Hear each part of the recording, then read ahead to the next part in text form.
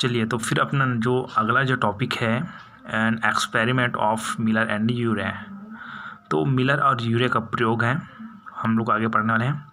और ये किससे संबंधित? तो ये जीव रसायनवाद से संबंधित है। जो ऑपरेन और हाल्डेन परिक्रमा पढ़े ना, जो ऑपरेन और हाल्डेन परिक्रमा है उसमें जीव रासायनिकवाद आया था, मतलब रासायनिक विकास था और कार्बनिक विकास था। उसी के अंतर्गत मिलर एवं यूरे ने प्रयोग किया है किसको समझने के लिए? जीवन की उत्पत्ति को समझने के लिए कि किस तरह से जीवन की उत्पत्ति हुई है। चलिए, तो इसके लिए आप नॉर्मल चलते रहिए। सर्वप्रथम क्या हुआ देखिए, मिलर और यूरे। तो नॉर्मल जो ऊपर जो बोलने वाला हूँ मैं उसको आप नॉर्मल लिख सकते हैं, नहीं तो नहीं लिखेंगे तो भी चलेगा। एकदम सिंपल कि जीव रसायनवाद के जांच के लिए जो शिकागो विश्वविद्यालय है ना, शिकागो विश्वविद्यालय के जो नोबेल पुरस्कार विजेता हेराल्ड यूरे के नेतृत्व में उसके शिष्य स्टैनले मिलर ने आदि पृथ्वी जैसे वातावरण तैयार किया और जीव रसायनवाद को प्रमाणित किया। ऐसा लिख सकते हैं, नहीं लिखेंगे तो भी चलेगा, है ना। हमारा मेन टॉपिक यहाँ शुरू होता है, उसको आप देखिएगा कि सर्वप्रथम क्या हुआ था। तो सर्वप्रथम मिलर ने एक बड़े फ्लास्क फ्लास्क बनाए थे यहाँ बस। मिलर ने एक बड़े फ्लास्क में मीथेन CH4, अमोनिया NH3 एवं हाइड्रोजन, एवं कौन है? हाइड्रोजन, ठीक है। हाँ, और साथ में जल था, तो जल तो बोलते नहीं है इसको, जल की ज़रूरत नहीं है अपने को भी, है ना। तो क्या हुआ था उसको देखिए कि सर्वप्रथम मिलर ने एक बड़े फ्लास्क में मीथेन, अमोनिया एवं हाइड्रोजन 1:2:1 के अनुपात में लिया। इस जो बड़े से फ्लास्क है उसमें उन्होंने किस किस को लिया? मीथेन को लिया, अमोनियम को लिया और हाइड्रोजन को लिया, है ना। कितने अनुपात में? 1:2। इसको लाइन से लिखना क्योंकि अमोनिया का अनुपात बिगड़ जाएगा नहीं तो, है ना। मीथेन, अमोनिया और हाइड्रोजन को 1:2:1 के अनुपात में लिया। एक दूसरे फ्लास्क में उन्होंने जल को गर्म करके, है ना, एक दूसरे फ्लास्क में उन्होंने जल को उबालकर, यहाँ पर उबालकर लिख सकते हैं आप लोग, उबालकर दूसरे फ्लास्क में। अब दूसरे फ्लास्क तो यहाँ पर और एक फ्लास्क बना देता हूँ मैं, है ना, ठीक है। दूसरा फ्लास्क यहाँ पर बैनर लैंप लगा दें, लैंप बना दीजिएगा, बर्नर लैंप। तो दूसरे फ्लास्क में उन्होंने जल को उबालकर जल वाष्प बनाई। यहाँ पर जल को उबालकर क्या बनाई? जल वाष्प बनाई, ठीक है। देखिए एकदम कहानी है। जिसको एक कांच की नली के द्वारा बड़े फ्लास्क के गैसीय मिश्रण में प्रवाहित किया गया। एक कांच के नली के द्वारा, ठीक है, कांच के नली के द्वारा, है ना, बड़े फ्लास्क के गैसीय मिश्रण में, ये बड़ा फ्लास्क है ना, बड़े फ्लास्क के गैसीय मिश्रण में प्रवाहित किया गया इस जल को, मतलब उबला हुआ जल वाष्प को, ठीक है। तो एक दूसरे फ्लास्क में उन्होंने जल को उबालकर जल वाष्प बनाई, जिसको एक कांच के नली के द्वारा बड़े फ्लास्क के गैसीय मिश्रण में प्रवाहित किया गया। इस प्रकार उन्होंने पुरानी पृथ्वी के गर्म गैसीय वातावरण तैयार किए। जो सबसे पहले जो पृथ्वी था वो गर्म था, ऐसा बोला जाता है ना।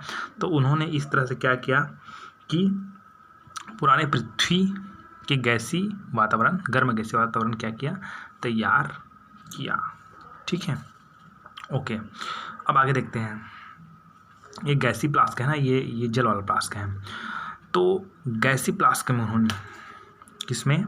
गैसीय फ्लास्क में, ये वाला फ्लास्क में, ठीक है, यहाँ पर। तो गैसीय फ्लास्क में उन्होंने 2 उच्च शक्ति के इलेक्ट्रोडों के द्वारा, उच्च शक्ति के इलेक्ट्रोड, ये इलेक्ट्रोड है, ठीक है जी। गैसीय फ्लास्क में उन्होंने 2 उच्च शक्ति के इलेक्ट्रोडों के द्वारा विद्युत स्फुलिंग पैदा किया, या विद्युत स्फुलिंग कराई, है ना, विद्युत स्फुलिंग कराई या विद्युत स्फुलिंग पैदा किया इस 2 इलेक्ट्रोडों के माध्यम से, ठीक है। इसको बोलते हैं इलेक्ट्रिक करंट, लिख सकते हैं हम लोग, इलेक्ट्रिक करंट, ठीक है। इन इलेक्ट्रोडों की स्फुलिंग ने आदि पृथ्वी में एक प्रमुख ऊर्जा स्रोत बिजली का कार्य किया। मतलब कहा जाए ये पृथ्वी जैसा एक वातावरण तैयार कर रहा है, उसमें जो ये जो गैसी मिश्रण था वो यहाँ से एक वाष्प गया, तो इस तरह से क्या संरचना निर्मित हुई थी, एक गर्म गैसीय वातावरण तैयार हुआ था। ठीक है, पृथ्वी गर्म था पहले बोले जा रहा था ना, तो उसी तरह से वातावरण तैयार किया जा रहा है। तो उसके बाद दूसरा स्फुलिंग कराई, तो स्फुलिंग कराई वो किसकी तरह कार्य करने लगा, वो बिजली की तरह कार्य करने लगता। ठीक है, जो बिजली गड़गड़ाहट वगैरह जो भी थी ना, उसकी तरह कार्य करने लगा। कौन, जो विद्युत स्फुलिंग कराई गई है ना। गैसीय प्लाज्मा में उन्होंने 2 उच्च शक्ति के इलेक्ट्रोडों के द्वारा विद्युत स्फुलिंग पैदा किया। इन इलेक्ट्रोडों की स्फुलिंग ने आदि पृथ्वी के एक प्रमुख ऊर्जा स्रोत बिजली का कार्य किया। पहले फ्लास्क के गैसीय मिश्रण को, ये जो पहला फ्लास्क है, इस पहला फ्लास्क के गैसीय मिश्रण को शीतलीकरण हेतु उन्होंने कंडेंसर का उपयोग किया। किसका उपयोग किया, कंडेंसर का उपयोग किया। यहाँ पर उन्होंने कंडेंसर लगा दी। ठीक है, शीतलीकरण के लिए क्या लगा दिया, कंडेंसर लगा दिया उन्होंने, है ना। ये ओपन करने का है, ये आप बुक वगैरह या नेट में जिसका चित्र भी सर्च कर पाएंगे।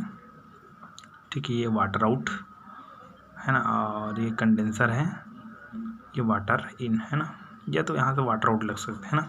चलिए, तो पहले फ्लास्क के गैसीय मिश्रण को, ये पहले फ्लास्क उसके गैसीय मिश्रण है, इस गैसीय मिश्रण को शीतलीकरण हेतु उन्होंने कंडेंसर का प्रयोग किया, इसका कंडेंसर का प्रयोग किया, है ना।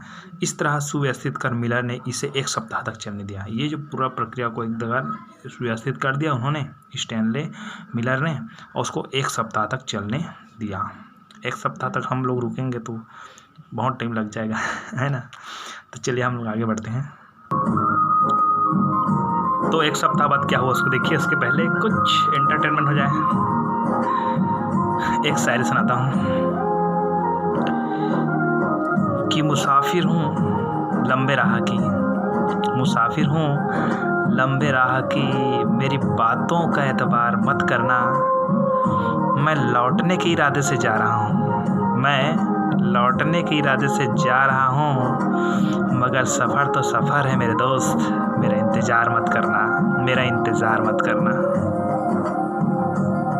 चलिए फिर आगे चलते हैं, फिर है ना। आगे 1 सप्ताह बाद हम लोग क्या देखने वाले हैं उसको देखते हैं ना। 1 सप्ताह बाद उन्होंने देखा, किसने देखा भाई, हमने तो नहीं देखा, मिलर एम यूरे ने देखा। 1 सप्ताह बाद उन्होंने देखा कि कंडेंसर से, ये जो कंडेंसर है ना, कंडेंसर से आउट हो रही नहीं बहुत सारी चीज़ें।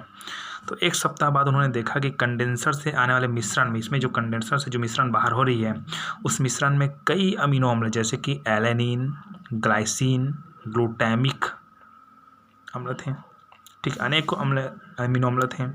साथ ही साथ शर्करा भी था, और कुछ वसी अम्ल थे, और कई दूसरे कार्बनिक यौगिक भी उपस्थित थे।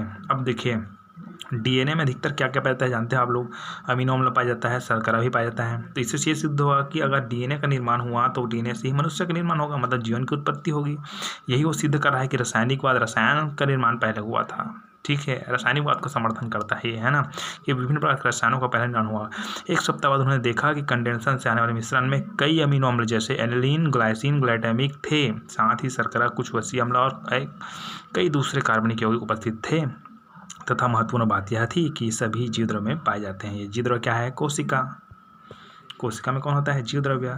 तो मनुष्य का जो शरीर है, डीएनए वगैरह होता है उसमें, मनुष्य के जो शरीर उसमें कोशिका होती है, तो कोशिका के अंतर्गत डीएनए वगैरह होता है ना, और ये जो कोशिका है उसमें क्या पाया जाता है, जीवद्रव्य। और जीवद्रव्य में ये जितने भी पदार्थ है वो पाए जाते हैं, इससे बोला जा रहा है ना। ठीक है, अर्थात जीवद्रव्य की उत्पत्ति हो गया मतलब कोशिका की उत्पत्ति हो गया, कोशिका की उत्पत्ति हो गया मतलब मनुष्य की उत्पत्ति हो गया। तो ये सिद्ध कर रहा है ना कि रसायनों का पहले निर्माण हुआ।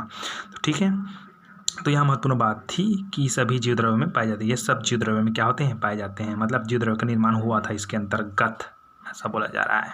ठीक है, ये तो क्लियर हो गया, ये प्रयोग हो गया। लेकिन निष्कर्ष कुछ और निकाल देते हैं, निष्कर्ष और बता देते हैं थोड़ा सा। ठीक है, इसको मैं लिखूंगा नहीं, आप देख लीजिएगा, है ना, कि मिलर ने अपने प्रयोग के निष्कर्ष में यहाँ देखा कि इन पदार्थों का बनने का जो क्रम है, ये जो जितने भी पदार्थ है, इन पदार्थों के, है ना, इन पदार्थों के बनने का जो क्रम है वो पूर्णतः ओपेरानो सिद्धांत की तरह ही था। ठीक है, मिलर ने इस प्रयोग में तो मैं बोल रहा हूँ उसको सुनना ध्यान से कि मिलर ने इस प्रयोग से तो नए जीव की उत्पत्ति को तो नहीं बताया है ना, परंतु यहाँ रसायनवाद को उसके कार्बनिक यौगिक के बनने की प्रक्रिया को सत्यता को प्रमाणित करता है। मतलब हमने अभी पिछले अध्याय में देखिए रासायनिक जो जीव रासायनिक प्रक्रिया हुआ था उसके बाद कार्बनिक रसायन की क्रिया हुई थी। कार्बन जो पिछले हम लोग अध्याय में पढ़े थे ना, कार्बनिक पदार्थ का निर्माण हुआ था ना जी, ठीक है। कार्बनिक पदार्थ में हम लोग क्या क्या देखे थे, कार्बोहाइड्रेट रासायनिक, पहले देखिए पहला विकास तो रासायनिक विकास हुआ था, ठीक है, और दूसरा हुआ था कार्बनिक विकास, ठीक है। तो कार्बनिक विकास हुआ है ना, ठीक है, ओके। मतलब यही बात है कि जीवन की उत्पत्ति को तो ठीक से नहीं बता पाया मिलर यूरे, लेकिन ये बता पाया कि कार्बनिक यौगिक को बनने की प्रक्रिया एकदम करेक्ट है, ठीक है। ये हो गया मिलर और यूरे का प्रयोग, ठीक है। तो आप